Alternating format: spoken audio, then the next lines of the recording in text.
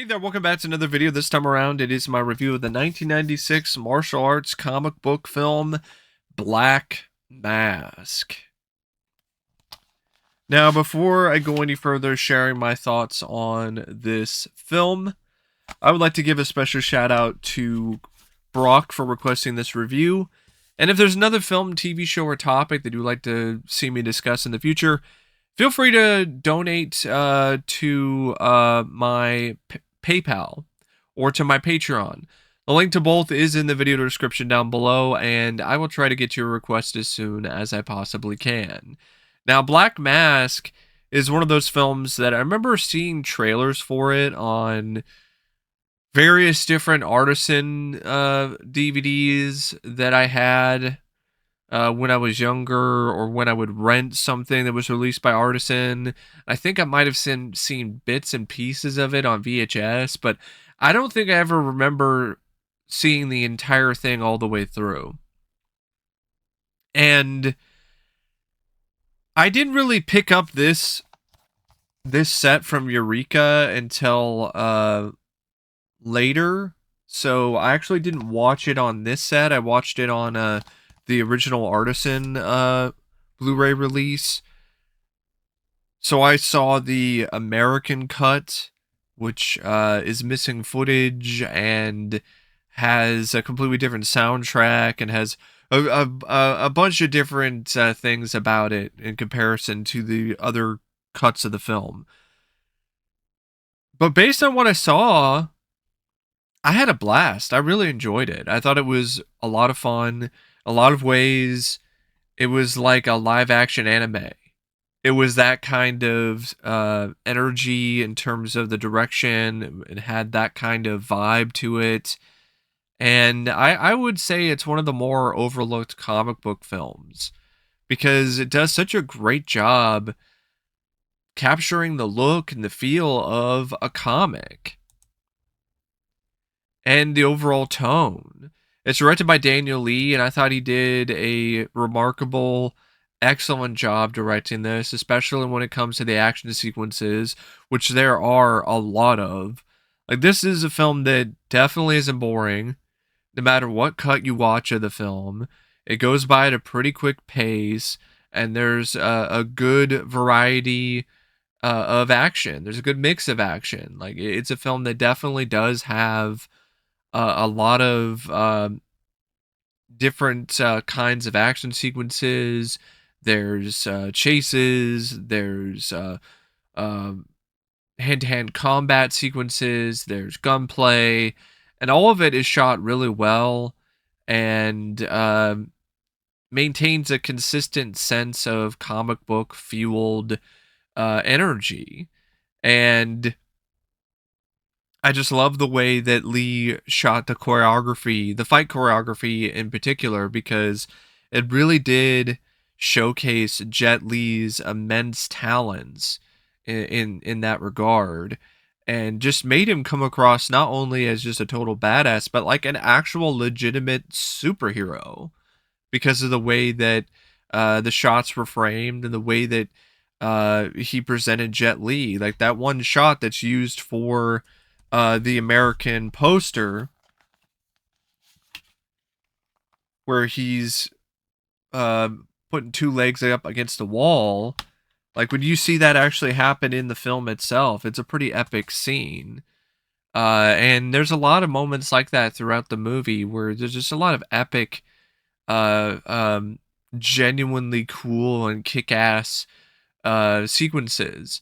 And it really does make Jet Li into somebody who just comes across as just like a total, just uber cool uh new kind of superhero, inspired by Kato from the Green Hornet, but still holding his own. And I love how the director is clearly having fun with things too. Like it's just a very fun movie, and it has that feel visually as well.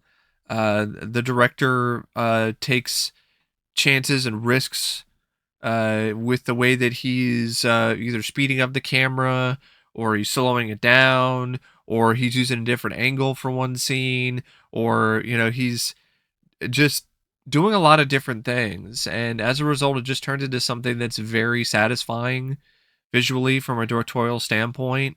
And it makes the film even more fun to watch because you just are waiting to see what Daniel Lee is going to do next. The script by Sui Hark, Koan Huey, Teddy Chan, Joe Ma, based on a comic which was also known as Black Mask by Lee Chi Tak. Uh, I think it's a pretty solid script. It deals with this sort of clandestine group of super soldiers who were humans that were experimented upon by this underground group. I think it's insinuated they might have been a part of the military at one point. It was a military experiment, kind of something along the lines of Universal Soldier. And Jet Li plays this character named Sui Chik, who was also known as Simon in the U.S. Version. And Simon, he runs away from this group of superhuman vigilante mercenary for hire types, and tries to live a less flashy, a less dangerous life as a librarian. But eventually he's brought out of hiding, and then he decides to become this superhero named Black Mask because members of his former team are now stirring up a lot of ruckus. Like they're just blowing stuff up and robbing places that are just being an all-around pain in the ass. And so he decides he's going to try to do something about it, but that winds up getting the attention from this inspector named Shek, who has befriended Simon, and the inspector doesn't quite know right away that Simon is this Black Mask, but he kind of has some suspicions, and then later on they're confirmed, and they team up and they decide to work together to try to stop the remaining group of commando unit 701 super soldiers that have gone underground and are now becoming super criminals.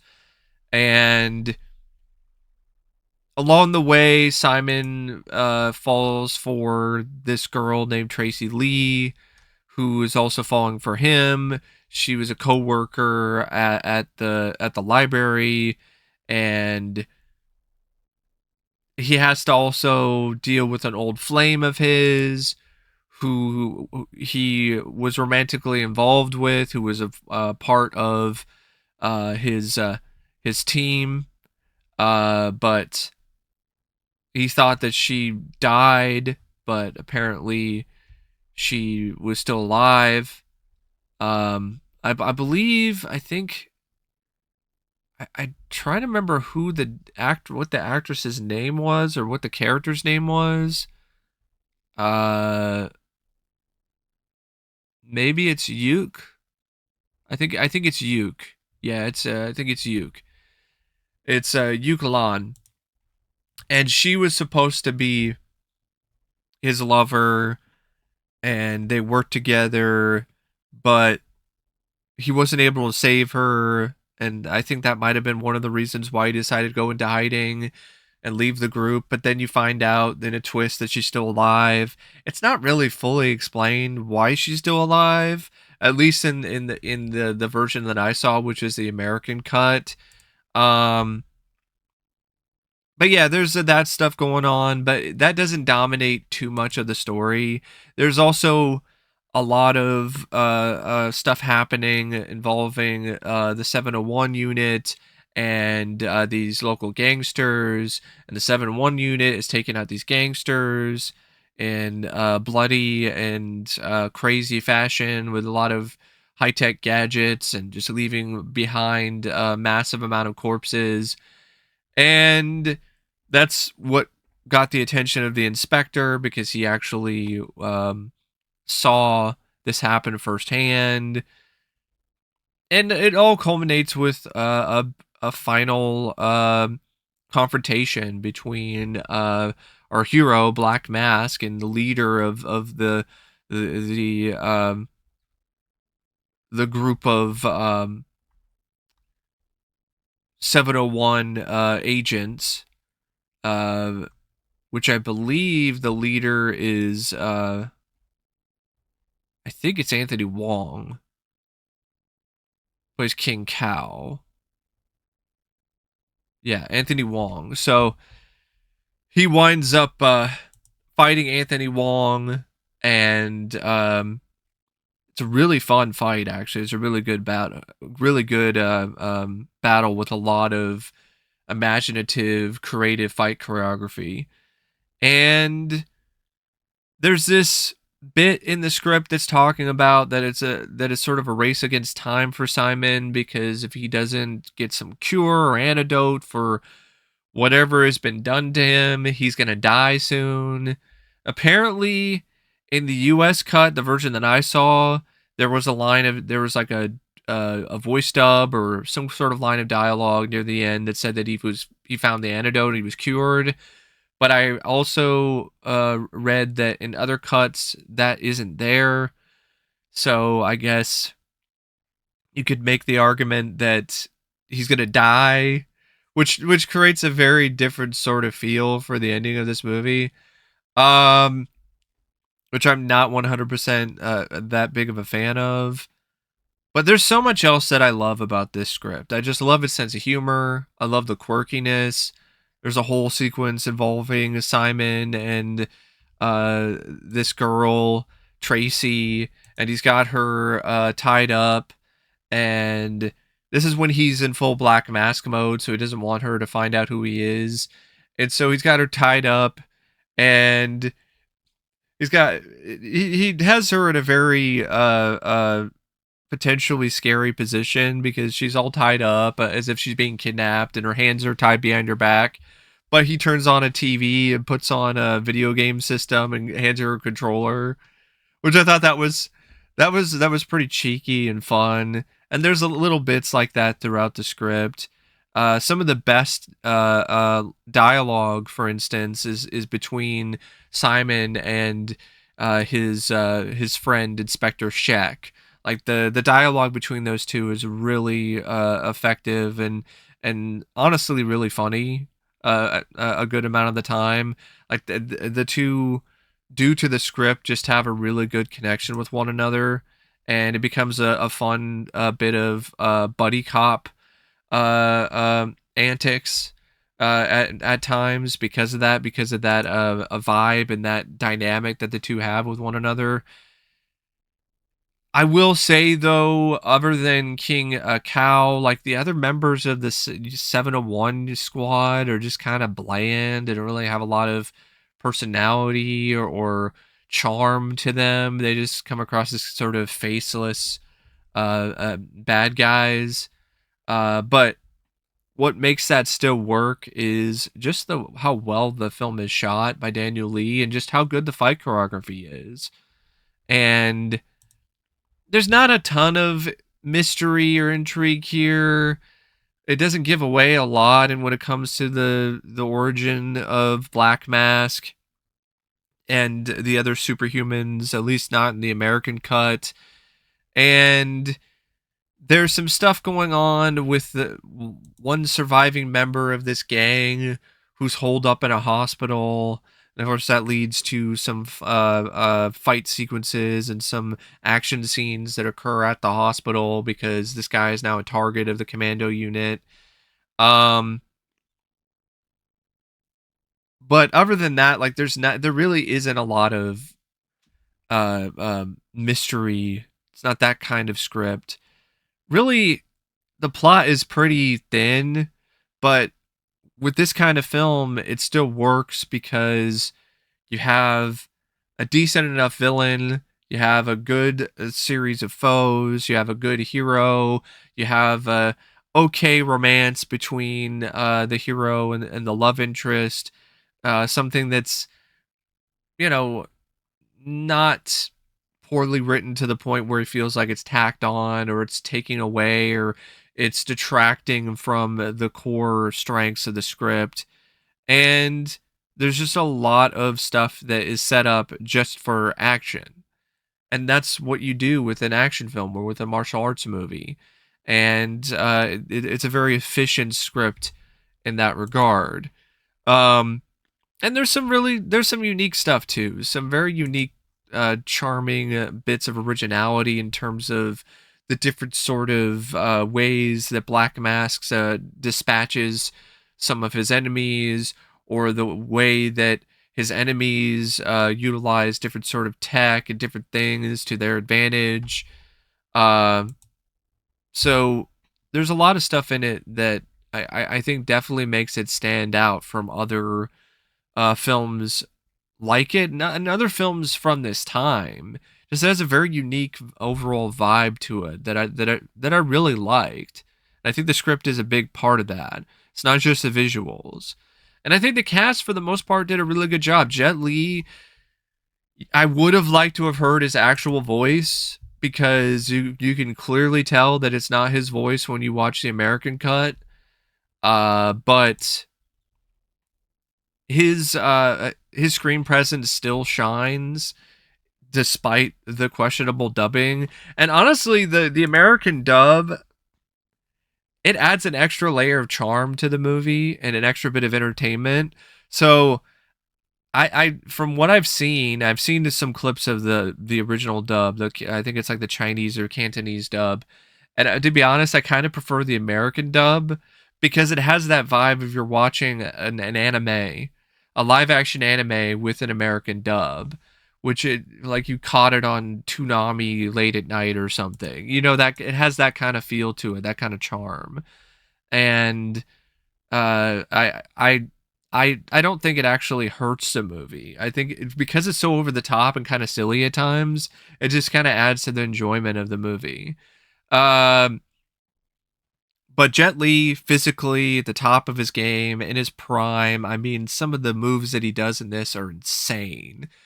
One move in particular that made me go, "Holy shit!" Like, whoa, was when he did a move where he leaps up and does a kick where he takes both of his feet and just kicks the guy in the head. And just the way that it's done and the way that Jet Li does it, it just looks so fluid and so natural. It legitimately looks like he has superpowers. Like, it was impressive. And I definitely don't feel this film would be as cool as it is and as fun to watch as it is without Jet Li, because he just has that screen presence. And when he's doing action sequences, like, he is just on another level. Lau Ching-wan was also good. I really liked him. I really liked his performance. I really liked his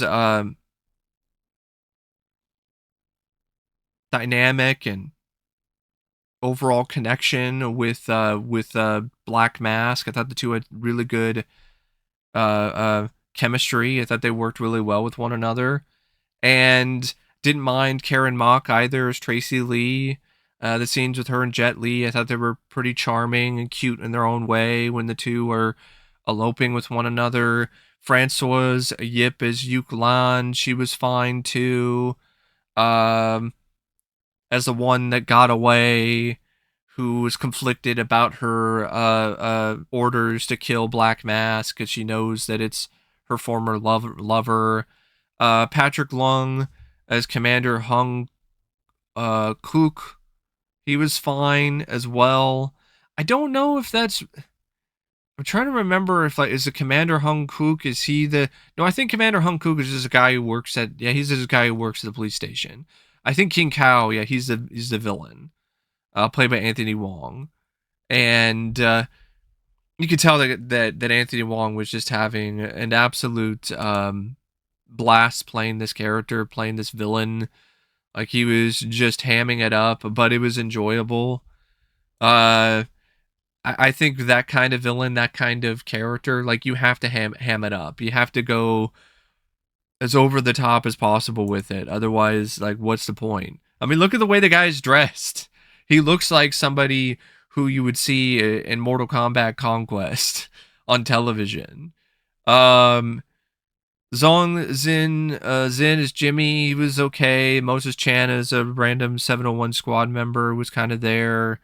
And he had a few other actors and actresses that were also involved in the cast. But the most screen time goes to Jet Li and Lau Ching-wan with Karen Mok and Anthony Wong and Françoise Yip just kind of filling in here and there. I do. I think it's a pretty good cast for this particular kind of film, and they do good work for what they're asked to do. The cinematographer is Tony Cheng, and I think he does some good work as well. The editing by Chung Fai, I thought was fantastic. The editing is a big part of why this film has that comic book style and that overall feel to it because of how it's edited. I thought the editing was excellent. It enhanced the fight scenes and the action sequences. It gave it a certain uh, uh, unique style and appearance, and it just made things all the more exciting and intriguing visually. The music by Teddy Robin.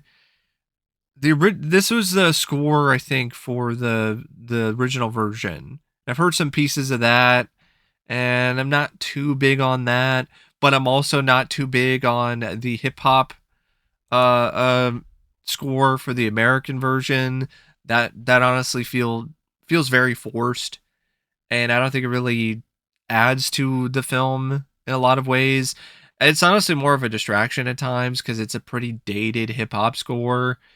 Um, I would have liked it probably more if you just had hip hop songs, and there are some of them in the American version, but just do that throughout. Don't be doing any of this generic sounding hip hop tracks that sound like something you download off of YouTube for free. Uh, it just makes the film less effective when some of those scenes happen. When you hear that score. So even though the bits and pieces that I've heard of the original score I'm not as big on, I'd rather take that over the hip hop score because it's not nearly as distracting.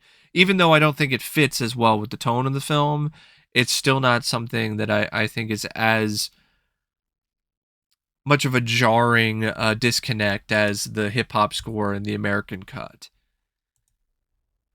And I think it I think it's a pretty well paced film. Like I do. I don't think it's that boring. I think it goes by at a really quick pace, almost as fast as Jet Li's moves are in the film.